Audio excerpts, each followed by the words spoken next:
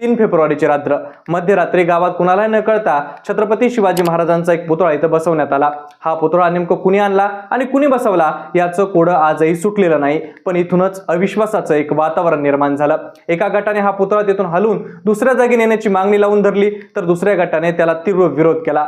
प्रकरण थेट पोलीस ठाण्यापर्यंत गेलं। पोलिसांनी याला अनधिकृत ठरवून ते हटवण्याबाबत तहसीलदार कार्यालयांना कळवलं। गावात अनेक बैठका झाल्या, चर्चा झाल्या। 19 फेब्रुवारीची शिवजयंती शांततेत पार पडली खरी, पण ती नेमकं एका मोठ्या वादळापूर्वीची शांतता ठरली होती।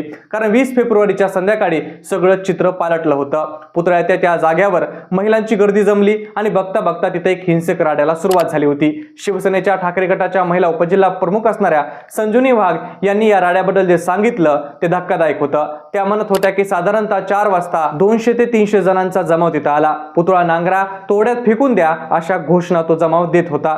जेव्हा संजुनी वाघ आणि त्यांच्या सोबतच्या महिला तिथं गेल्या तेव्हा जमावाचा राग त्यांच्यावरच निघाला। संजुनी वाघ यांच्या म्हणण्यानुसार 30 ते 35 जणांच्या टोळक्यानं त्यांना घेरलं, त्यांना बेदम मारहाण केली आणि त्यांचे कपडे फाडण्याचा निंदनीय प्रकार केला। इतकंच नाही तर 1.5 वर्षाच्या एका चिमुकल्या मुलीचंही अपहरण करण्यात आलं आणि त्या 12 वर्षीच्या मुलीचा गळा दाबून मारहाण केल्याचा गंभीर आरोप या ठिकाणी केलाय।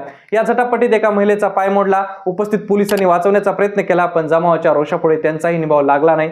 जेव्हा डीवायएसपी स्वतः घटनास्थळी आले तेव्हा तासाभरानंतर ती बेपत्ता मुलगी सापडली। हा संपूर्ण राडा आणि संजुनी वाघ यांच्या रडतानाचा व्हायरल झालेला व्हिडिओ सध्या या वादाचा सर्वात मोठा केंद्रबिंदू ठरला।